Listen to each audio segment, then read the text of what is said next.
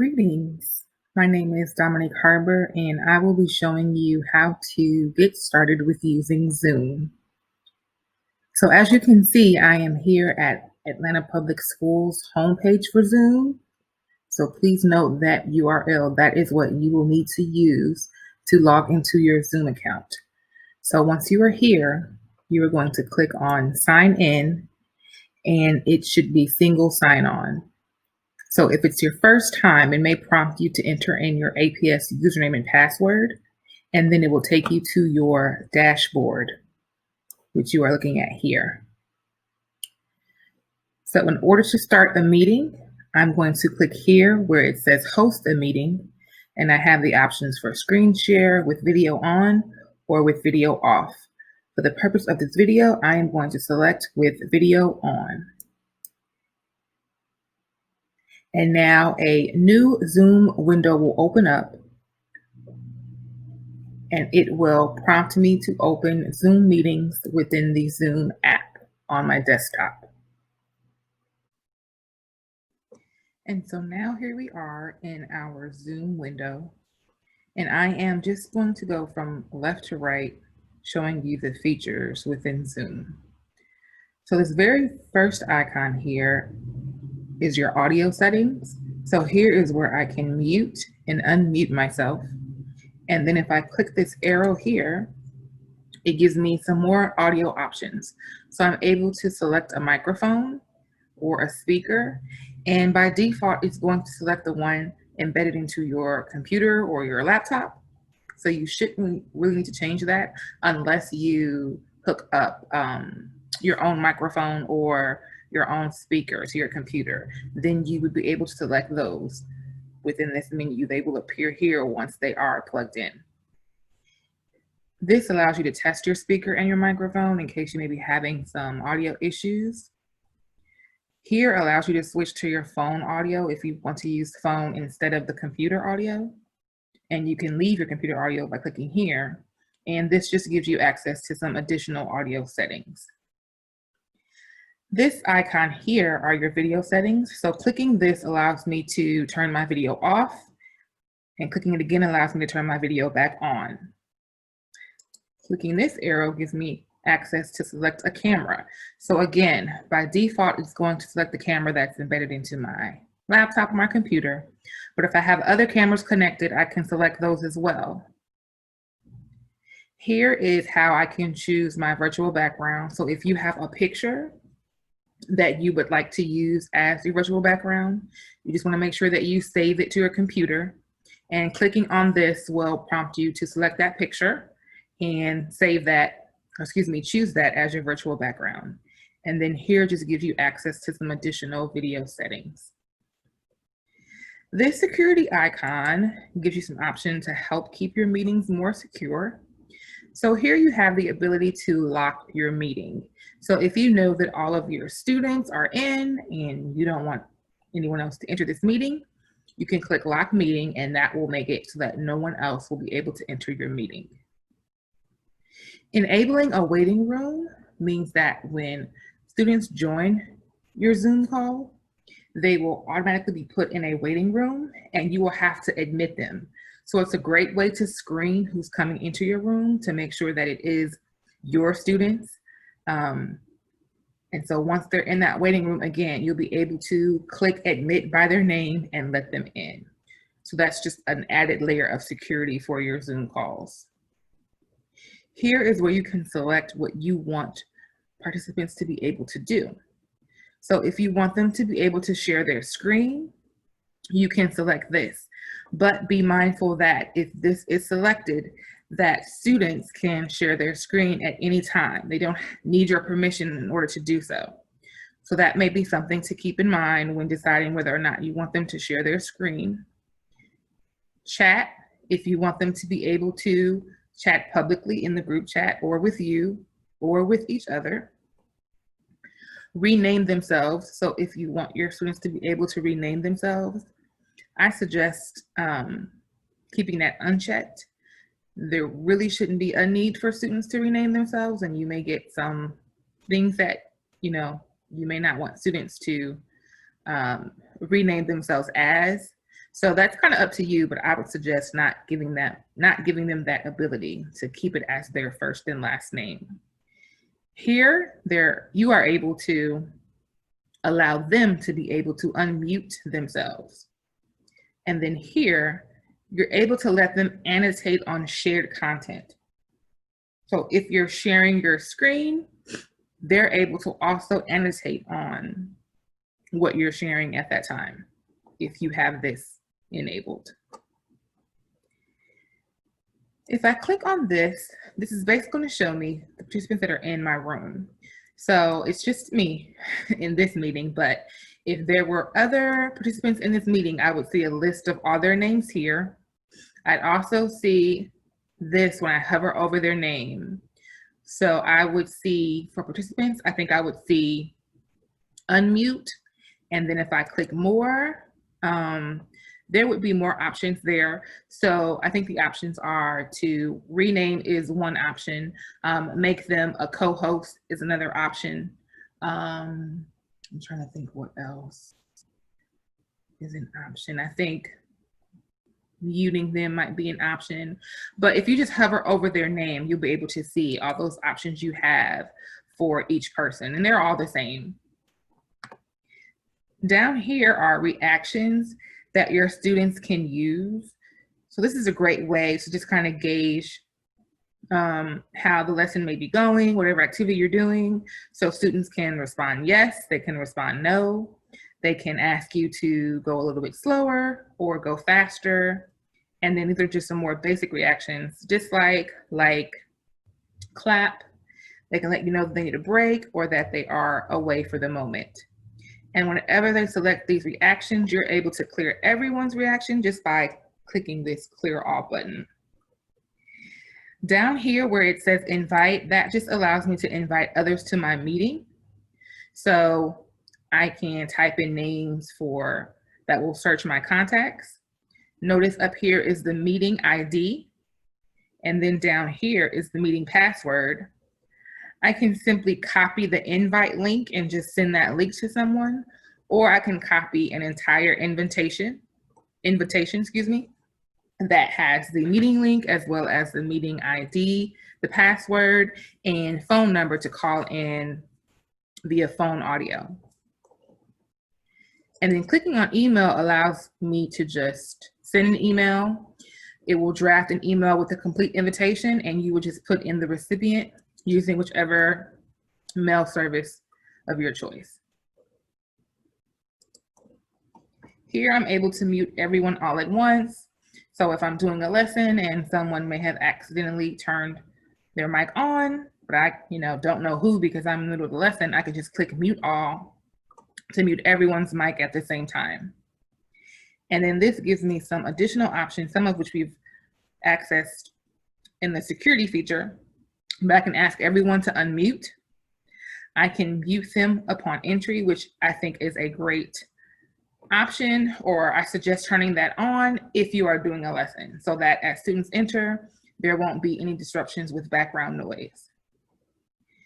You can allow them to unmute themselves, or you can allow them to not unmute themselves. Again, just to be sure that there are no distractions while you're doing your live lesson, you can take the option away of allowing them to unmute themselves. Renaming themselves again, playing a sound when someone joins or leaves. So that will help you know when someone is joining or leaving your meeting.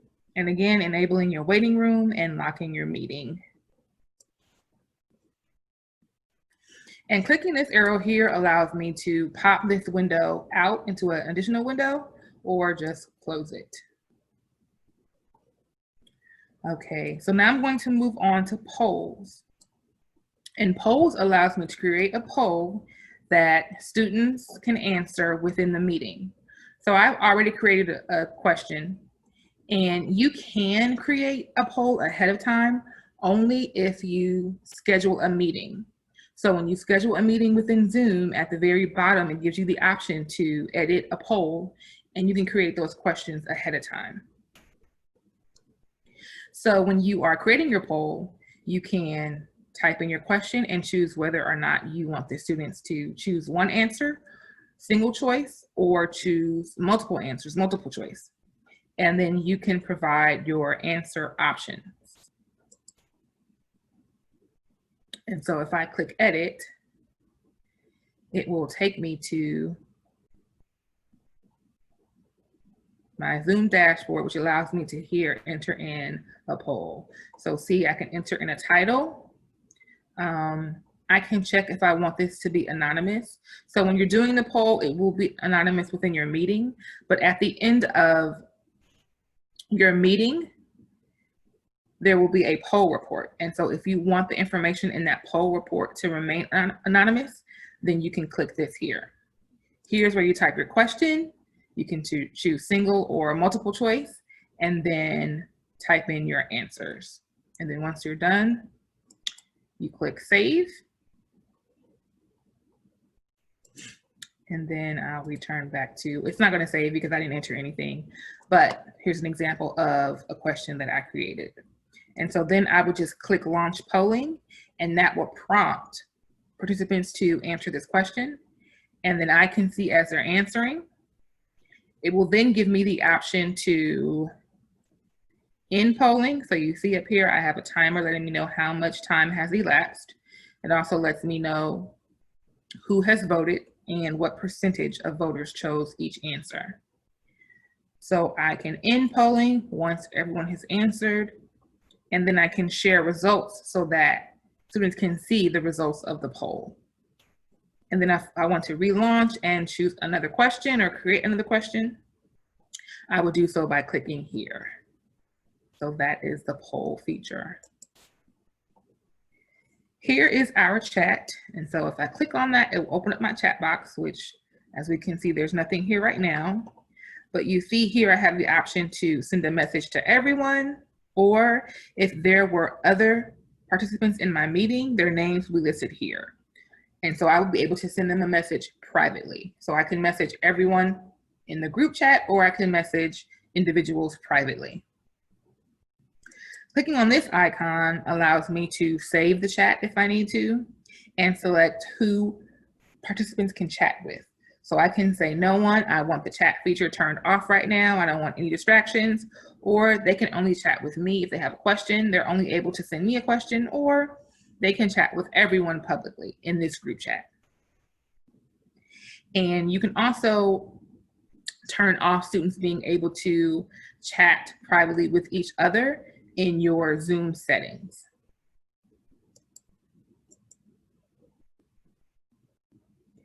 Here allows me to share my screen. I'm currently sharing my Zoom window to record this training. But if I click on share screen, it gives me the options of what I can share. So I can share my Zoom screen. I can share a whiteboard. I can share my iPhone or my iPad screen, or any applications that I have open. So I have these Chrome windows open, so I could share those. Clicking on this allows me to share my computer sound, so that if I play anything with audio, participants will be able to hear the audio from my computer and see my shared screen. And then this optimizing screen sharing for video clips. So if I decide to share a video, I would recommend turning these two on or checking these two boxes. If not, I don't really see a need to have these checked if you're just sharing a screen and you're not planning on showing any video or any audio. This whiteboard feature, I think if I click on it, I'm not sure if it will take away my screen sharing capabilities, but let's try. Yeah, I think it will actually. So clicking on whiteboard is just what it says it is. It's an interactive whiteboard. You're able to draw, you're able to enter text, you're able to enter, they have a few symbols that you can enter in, and students are able to also draw or annotate on this whiteboard. So if you wanted to have a space where students can collaborate together, everyone can draw on this interactive whiteboard, you'll be able to do so, or you can turn that off. If you don't want everyone drawing on the whiteboard while you are maybe showing them something, it can just be where you are the only one that's able to annotate over your whiteboard. And then in your advanced features, you can share just a portion of your screen, music or computer sound only, or if you have a second camera connected, you can share content from that second camera. Here is just the recording feature. So I am currently recording, obviously. If I want to pause it, I can. If I want to stop it altogether, I would click that. If I was not recording, this would simply say record, and I would click that if I wanted to start recording. This is closed caption. So if you have a volunteer that would like to type what you're saying, you can assign someone to type. You can say that you will type, or if you have a third-party closed caption service, that would be the token that you can copy. Breakout Rooms is a great feature to use if you are wanting to break out your Zoom call into different rooms. So by clicking on that, it allows me to assign the number of participants that are in the meeting into the number of rooms of my choice.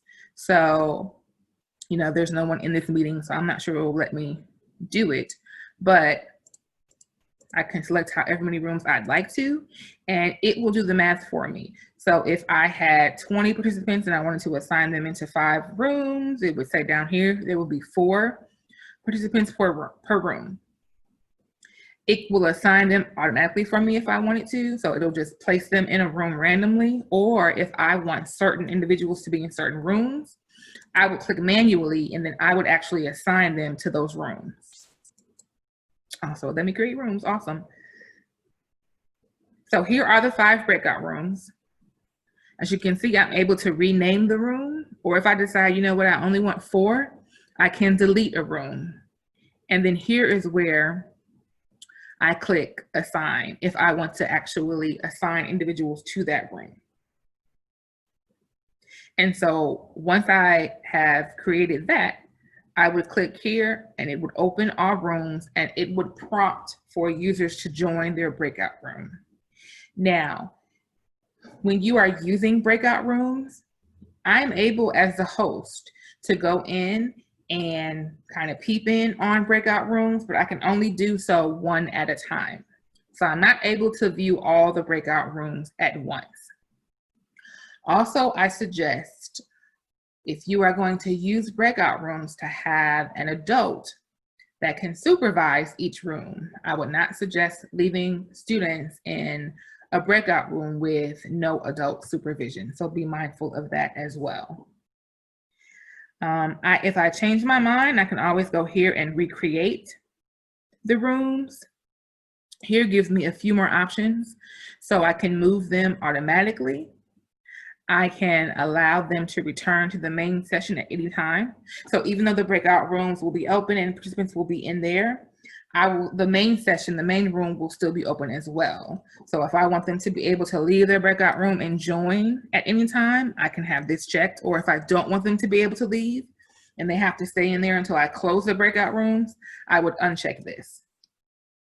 I can select a time where I want them to close automatically. So if I know I'm going to give them an activity and it's going to take 15 minutes, I can simply enter 15 minutes here and check this so that after 15 minutes, the rooms will close.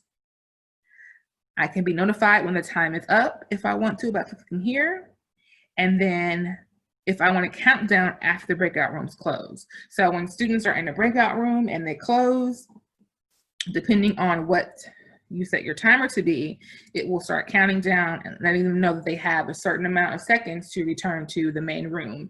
And after those 60 seconds, if they haven't returned on their own, they will automatically be assigned back to the main session. And then this just allows me to add a room. So if I've already created my breakout rooms, but I decided I want one more, I can go ahead and click here and click add a room. And here are a few quick reactions. So you may ask the student something and they can give you a thumbs up as a quick reaction, or they might want to give you a round of applause and clap for you. So those are 2 quick reactions they can access by clicking here. And then clicking on more here allows you to also stream live on Facebook, on Workplace by Facebook, or on YouTube. So you have the ability to also stream live on those platforms while you're in your Zoom call. So it's almost like killing two birds in one stone. You're able to do those simultaneously.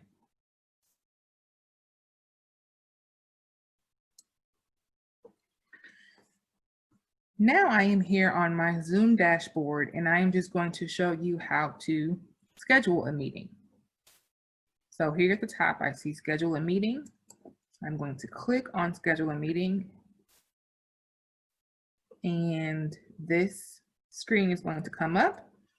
I can title my meeting whatever I want to title it. By default, my meeting is in there. If I want to give it a description, I can, but that is totally optional.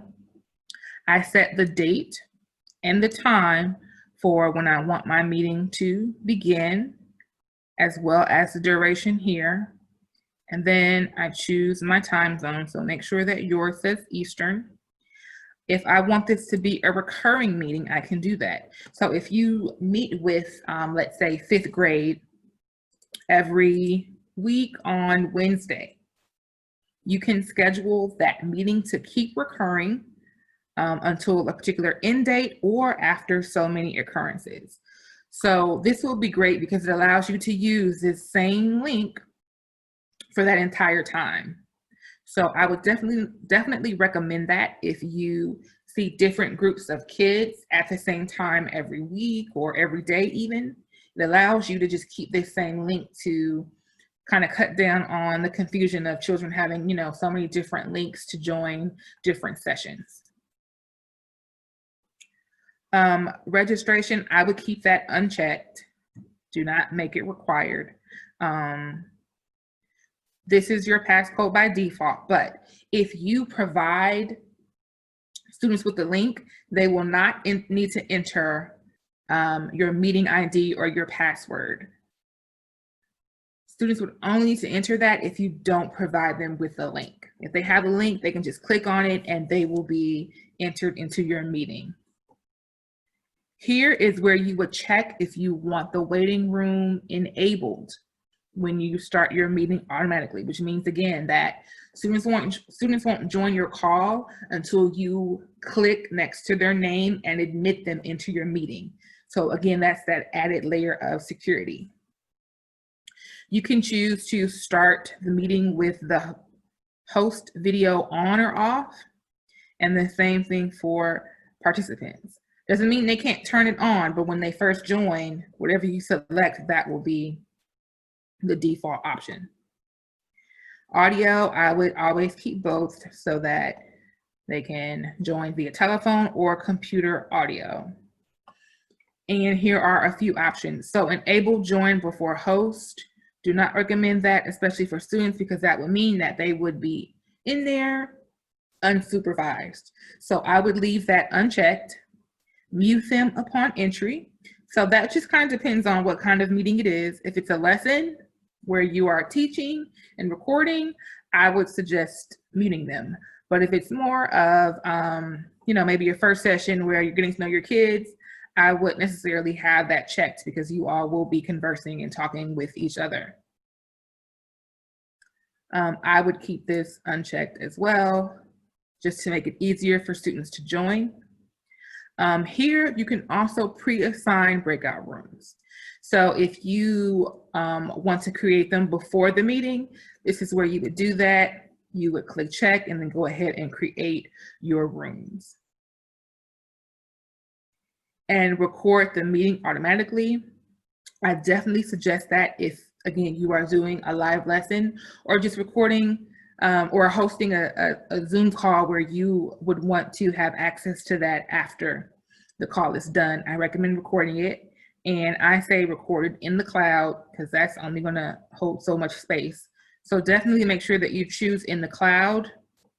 If you know that who you can have as an alternative host ahead of time, you can add them here. So it may be another teacher, a co-teacher, a para.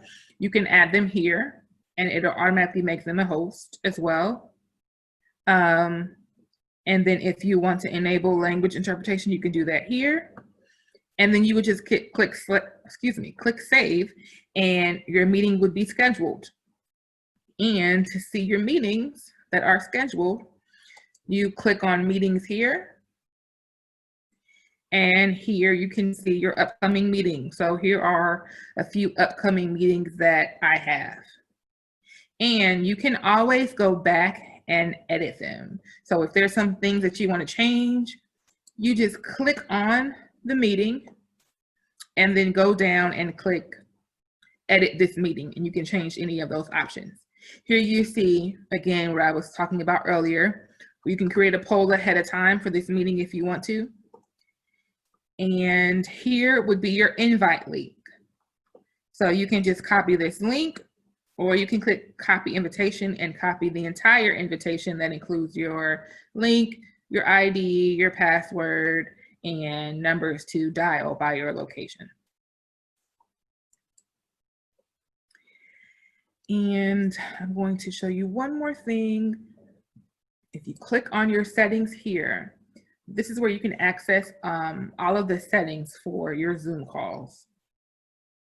So many of the things I went over within the Zoom call, you can preset here. I'm not going to go over all of them because it can get pretty lengthy and extensive, but here is where you would be able to access all of your settings for meetings.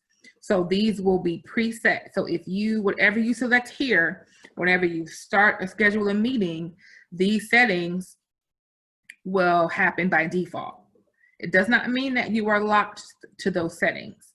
You can still change those settings within your Zoom call. But if you know there are certain things you'll always want, regardless, this is where you would come and make sure that those features are set to your preference. And that is Zoom in a nutshell. Hopefully this was helpful in helping you to get started with your students. Please note that I will be answering any questions that you may have during a Zoom call on August 6th from 9 to 9:30 a.m. You will be provided with a link before that. But if you have any questions or just need some assistance with something, you want some help, please make sure to join me during that time. If you are unable to make it, please make sure to utilize your ETS at your school. He or she can also assist you with any of your Zoom or any of your Instruct technology needs.